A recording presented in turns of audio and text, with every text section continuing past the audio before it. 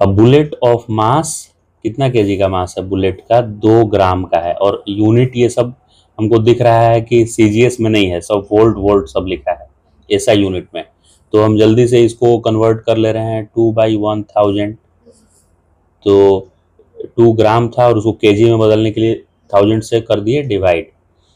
Having charge 2 microcoulomb, 2 microcoulomb इस पे charge है, ठीक है, चार्ज है 2 माइक्रोकुलम का।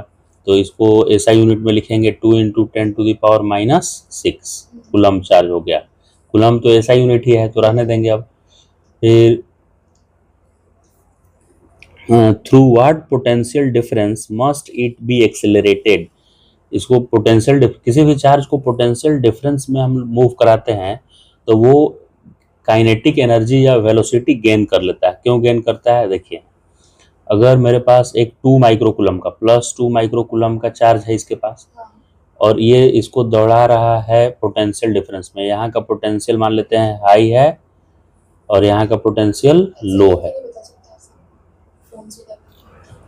हाँ, तो कोई भी चार्ज पार्टिकल है उसको पोटेंशियल डिफरेंस में, मतलब पोटेंशियल डिफरेंस मतलब कहीं का हाई पोटेंशियल होगा, कहीं का लो पोटेंशियल होगा। हाई पोटेंशियल जहाँ होता है उसको प्लस लिखा जाता है, लो को माइनस। तो अगर पॉजिटिव चार्ज को हम छोड़ेंगे तो ये वाला माइनस उसको खींचेगा, बोलेगा इधर आ जा।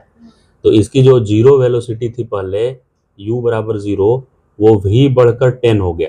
अचानक v बढ़ के क्या हो गया? 10, उसे खिंचाव से। तो हमसे पूछ रहा है कि ये पोटेंशियल डिफरेंस कितने का था। यहाँ का पोटेंशियल अगर a है और यहाँ का b है, तो ये potential at a minus potential of b, यही इस क्वेश्चन में अननोन है। तो इस चैप्टर में यस, इस माइनस ने खींचा इसलिए ये वेलोसिटी गेन कर लिया। तो हमको ये पोटेंशियल डिफरेंस जो है ना, उसका एक ही फॉर्मूला पता है, वो है चार्ज इनटू दोनों के बीच का पोटेंशियल डिफरेंस। मतलब यहाँ पे चार्ज होता है, चार्ज इनटू पोटेंशियल डिफरेंस बराबर वर्क डन होता है, ये होता है W। तो मेरे लिए इसमें अननोन क्या है? मेरे लिए अननोन है इसमें ये क्वांटिटी, ये मुझे पता करना है। और ये गिवन है, इसकी वैल्यू क्या दी हुई है? 2 × 10⁻⁶। तो वर्क डन पता होगा तो इजी क्वेश्चन हो जाएगा। अगर वर्क डन दिया हुआ रहेगा तो मैं आराम से निकाल दूंगा, लेकिन ये वर्क डन नहीं दिया है, ये घुमा के दिया है। ये बोल रहा है ना कि वर्क डन तो नहीं बताएंगे, लेकिन ये बता रहे हैं कि शुरू में इसकी वेलोसिटी 0 थी और जब ये यहाँ आया तो इसकी वेलोसिटी बढ़कर 10 हो गई। तो इस वेलोसिटी के वेरिएशन से हमको पता करना है कि कितना वर्क डन हुआ है। वेलोसिटी के वेरिएशन से मुझे पता करना है कितना वर्क डन हुआ है। तो वो 11th क्लास का फॉर्मूला है, वर्क डन बराबर change in kinetic energy. Work done बराबर क्या है? Change in kinetic energy. तो यहाँ पे वर्क डन हमको चाहिए, अगर हमको पोटेंशियल डिफरेंस चाहिए तो वर्क डन चाहिए, तो हम काइनेटिक एनर्जी से हेल्प ले लिए। काइनेटिक एनर्जी में चेंज क्या हो गया? तो हाफ mv²। मास इसका है, मास है 2 डिवाइडेड बाई 1000 और वेलोसिटी 10 का स्क्वायर 100।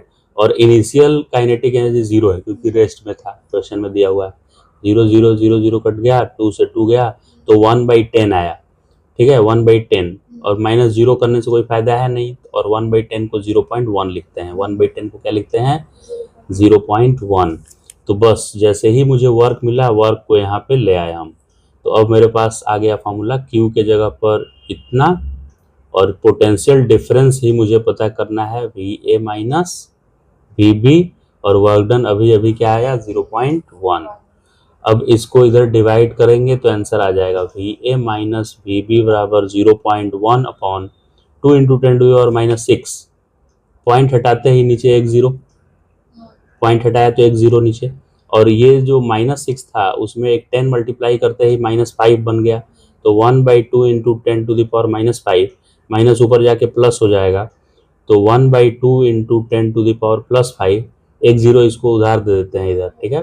तो ये हो जाएगा 10/2 × 10⁻4, 5 में से एक दे दिया उसको तो 4 बचा। तो ये आया 5, 5 2 जार 10, तो 5 × 10⁻4 आया। तो इसको मैं 50, एक और 0 इसको दे देता हूँ, 50 × 10⁻3 आया। तो ये 50 और इसको किलो लिखते हैं, किलो। और पोटेंशियल डिफरेंस का ऐसा यूनिट क्या होता है? वोल्ट। तो 50 किलो वोल्ट आंसर आ गया हमारा। तो इसका बी ऑप्शन दिया हुआ था 50 किलो वोल्ट, यही आंसर हो गया। ठीक है, तो इस क्वेश्चन में था in certain region of space और volume this the electric potential is found to be 5 volt throughout, यानी कि पूरे रीजन में 5 वोल्ट है, यानी ये कांस्टेंट है। वो जिस रीजन की बात कर रहा है, इतने रीजन में यहाँ भी 5 वोल्ट है, यहाँ भी 5 वोल्ट, यहाँ पे 5 वोल्ट, कांस्टेंट है। और पूछ रहा है कि उस रीजन में इलेक्ट्रिक फील्ड बताइए क्या है। तो हम लोग को पता है इलेक्ट्रिक फील्ड जो होता है वो माइनस dV/dr होता है, डेरिवेटिव होता है पोटेंशियल का, जहाँ पे V क्या है, पोटेंशियल है। यस, इलेक्ट्रिक फील्ड और पोटेंशियल के बीच रिलेशन है ये, है ना, इलेक्ट्रिक फील्ड और पोटेंशियल। तो V चूंकि कांस्टेंट है तो कांस्टेंट का डेरिवेटिव क्या आएगा, 0 आएगा, इसीलिए इस रीजन में इलेक्ट्रिक फील्ड 0 होगा, 0, ए ऑप्शन। तो देखिए फिर से एक्सप्लेन करते हैं, ये 7th समझ में आ गया ना ये। तो इसमें क्या था, पोटेंशियल V एक्सियल पॉइंट पे पूछा था, ये न्यूमेरिकल ही है एक तरह से, और ये दिया हुआ है किसका वैल्यू, P डाइपोल मोमेंट का, और ये बोल रहा है कि पोटेंशियल होगा। तो पोटेंशियल क्या होता है फॉर्मूला, Kp/r² होता है एक्सियल पॉइंट का। तो K 9 × 10⁹ रख देंगे और P ये रख देंगे और R का वैल्यू 2, तो 2 का स्क्वायर, इसको सॉल्व करने पे V इतना आ जाता है, तो असर्शन ट्रू हो गया। लेकिन रीजन फॉल्स क्यों हुआ, क्योंकि हमारा फॉर्मूला Kp/r² होता है, लेकिन ये 2 और 1/4πε0 क्या होता है, 2 Kp/r² बोल रहा है, तो रीजन फॉल्स है। इस तरह से इसका जो फॉर्मूला है मैंने असर्शन ट्रू आया और रीजन फॉल्स आ गया, तो सी ऑप्शन करेक्ट हो गया। इसमें डाइपोल मूवमेंट दिया है, यानी इसकी वैल्यू को हम लोग P बोलते हैं, dipole movement. Electric potential of dipole at A distance 0.6, ये R है, फ्रॉम सेंटर सिचुएटेड, और एंगल 60 डिग्री बनाया है, एंगल है 60 डिग्री। ठीक है, तो इधर कैलकुलेशन करते हैं इसका। तो फॉर्मूला होता है डाइपोल का Kp cos θ/r², यही होता है ना, Kp cos θ/r²। तो K का वैल्यू हो गया 9 × 10⁹ और P कितना दिया हुआ है, P का value P equal to electric, P की वैल्यू है 16 × 10⁻⁹। cos 60 डिग्री का वैल्यू होता है हाफ, cos 60 हाफ हो गया। फिर आ जाते हैं नीचे R², कितने डिस्टेंस पे पूछा है, 0.6, तो 0.6 का स्क्वायर करेंगे तो 0.36 हो जाएगा। अभी इसको सिंप्लीफाई करना है मुझे, तो 9 से ये कैंसिल होगा, कितने बार में जाएगा, 0.04 होगा, 0.4, 2 डिजिट के बाद डेसिमल है ना, तो पॉइंट, अगर इस पॉइंट को हटाएंगे हम तो ऊपर 100 आएगा, तो 9 से 4 बार में कट जाएगा, और ऊपर 100 है यानी 2 डिजिट के बाद डेसिमल है, तो इस डेसिमल को भी हटाकर और ऊपर हम क्या लिख दे रहे हैं, 100। फिर 4 से ये 16 कटेगा कि नहीं, 4 बार में, 4 × 4 16, 100 ऊपर में लिख दिया। फिर 2 से इसको कट कर सकते हैं ना 2 टाइम्स, और 10 का पावर -9 से 10 का पावर +9 कैंसिल हो गया, तो ये 2 और ये 00, आंसर क्या हो गया, 200 वोल्ट आंसर आ गया। तो आंसर इसका आ गया B, 200 वोल्ट। ये 1 लाइनर क्वेश्चन है, स्फेरिकल शेल है, मतलब हॉलो स्फीयर है, राइट। अभी उसमें C पॉइंट और P पॉइंट के बीच का पोटेंशियल डिफरेंस पूछ रहा है। तो इस फिगर में हॉलो स्फीयर में हमको पता है कि ऑन द सरफेस पोटेंशियल का वैल्यू होता है KQ/R, यही होता है ना, KQ। 3 फॉर्मूला होता है कि इन आउट ऑन, तो इन का KQ/कैपिटल होता है, और ऑन का भी यही होता है, इन का भी यही होता है और ऑन का भी यही होता है, यानी कि जो ऑन द सरफेस पोटेंशियल है इनसाइड के किसी भी पॉइंट पे उतना ही पोटेंशियल है। तो पोटेंशियल डिफरेंस क्या आएगा, 0 आएगा, क्योंकि C का जो पोटेंशियल होगा वही P का होगा, तो पोटेंशियल डिफरेंस क्या आ जाएगा, 0। तो ऑप्शन डी आ गया इसका, समझिए ना क्या है। इसमें एक डायग्राम दिया हुआ है इक्विपोटेंशियल सरफेस। इक्विपोटेंशियल मतलब ऐसा सरफेस जिसके हर एक पॉइंट पे पोटेंशियल सेम हो, उसको क्या बोलते हैं, इक्विपोटेंशियल सरफेस बोलते हैं हम लोग। तो ये वाला लाइन एक इक्विपोटेंशियल सरफेस है, यानी इस पिंक कलर के लाइन के हर एक पॉइंट पे पोटेंशियल 10 वोल्ट है, इसने दे रखा है 10 वोल्ट। वैसे ही उसके बाजू वाला जो लाइन है उसके हर एक पॉइंट का पोटेंशियल कितना है, 20 वोल्ट है, ये ऊपर लिखा हुआ है। वैसे ही तीसरा नंबर का जो लाइन है इसके हर एक पॉइंट का पोटेंशियल कितना है, 30 वोल्ट है, और चौथे लाइन के हर एक पॉइंट का पोटेंशियल 40 वोल्ट है। तो अगर किसी चार्ज को मुझे ए से पकड़कर और बी पे ले जाना है, चलो बी पे तुमको ले चलते हैं, तो हमको कितना काम करना पड़ेगा। वर्क डन का फॉर्मूला होता है charge into potential difference. B का पोटेंशियल 40 और ए का पोटेंशियल 10, तो 30 क्यू करना पड़ गया। कितना काम करना पड़ेगा हमको, 30 क्यू। अभी दूसरे फिगर में देखते हैं, ए से पकड़कर बी पे ले जाना है, तो ए का पोटेंशियल 10 है यहाँ भी, और बी वाला जो कर्व है उसका पोटेंशियल यहाँ भी 40 ही है, तो यहाँ भी उतना ही काम करना पड़ेगा हमको। 40 माइनस 10 30, तो ये सेम आया यहाँ पे। तीसरे में ए का पोटेंशियल 10 है और बी का पोटेंशियल फिर से 40 ही है। फोर्थ में देखें तो फोर्थ का भी ए जो है वो 10 वोल्ट पे है। कर्व नंबर ए जो है, इक्विपोटेंशियल सरफेस नंबर ए वो 10 पे है, और इक्विपोटेंशियल सरफेस नंबर जो बी है वो 40 पे है, सेम है, तो सब में सेम वर्क करना पड़ रहा है। तो इसका आंसर हो जाएगा A. In all 4 cases the work done is the same. Electric dipole का मूवमेंट दिया हुआ है, ये समझ में आ गया।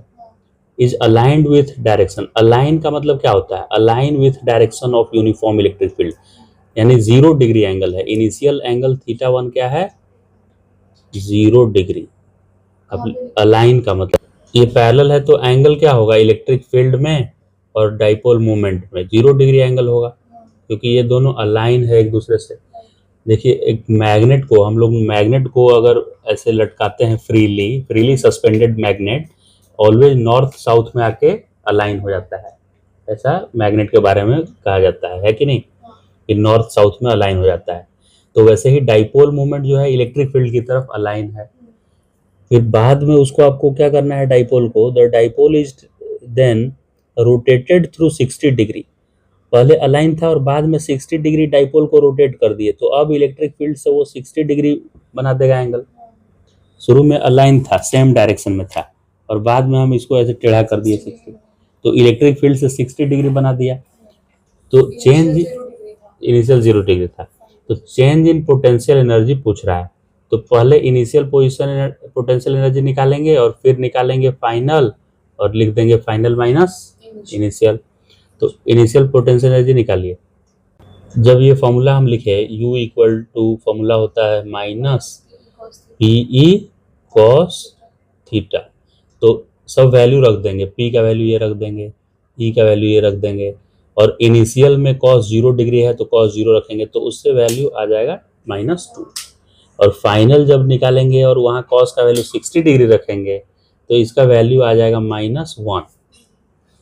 तो मुझे चेंज पूछा है, चेंज इन पोटेंशियल एनर्जी, तो U final minus U initial, तो U फाइनल आया -1 और U इनिशियल आया -2, और बीच में माइनस लिखना है, सब्ट्रैक्शन करना है ना दोनों का, तो ये माइनस माइनस प्लस हो जाएगा, तो -1 और +2, -1 और +2 ऐड करेंगे तो 1 आंसर आएगा। तो डी ऑप्शन करेक्ट आ गया, 1 जूल आंसर हो गया। देखिए इसमें इक्विवेलेंट निकालना है ए और बी के बीच, तो जिसके अक्रॉस इक्विवेलेंट निकालना है वहां से इमेजिन करना है आपको कि एक बैटरी लगा हुआ है या सेल कनेक्टेड है। इसमें साफ साफ बोला है कि equivalent capacitance of system shown in the following circuit is. ऐसे खुद कॉमन सेंस से हम बता सकते हैं कि ए बी के बीच लगाना है। ऐसे उसको आइडियल क्वेश्चन माना जाएगा तब जब दिया रहेगा कि किसके बीच निकालना है, तो ए बी के क्रॉस निकालना। तो इधर से बैटरी जो है ऐसे करंट भेजेगा या चार्ज सप्लाई करेगा इधर से, तो इधर बंटवारा हो रहा है, इधर अलग चार्ज जा रहा है और इधर अलग, तो ये दोनों सीरीज तो एकदम नहीं होगा, सीरीज में सेम जाता है। तो ये दोनों कॉमन पॉइंट से कनेक्टेड है। आप देखेंगे कि इन दोनों का एंड जहाँ जुड़ा हुआ है इसका एक कॉमन एंड से जुड़ा हुआ है, तो इन दोनों में पोटेंशियल डिफरेंस सेम आएगा, तो पैरेलल है, ये दोनों क्या है, पैरेलल। तो पैरेलल में हम क्या करते हैं कि दोनों को ऐड कर देते हैं डायरेक्ट। तो अभी मैं क्या करूंगा, एक ये कैपेसिटर में बनाऊंगा, 1/R करते हैं सीरीज में। तो अभी एक कैपेसिटर बना है और ये दोनों मिलके फैसला किए कि हम लोग एक हो जाते हैं, तो 3 और 3 6 हो जाएगा। तो 3 और 3 मिला के क्या कर दिया मैं 6, और ये वाला 3 अभी रहेगा ना इधर। अब A इधर रहा और B इधर। अब ये 3 और 6 सीरीज हो गया, 3 और 6 क्या हो गया सीरीज।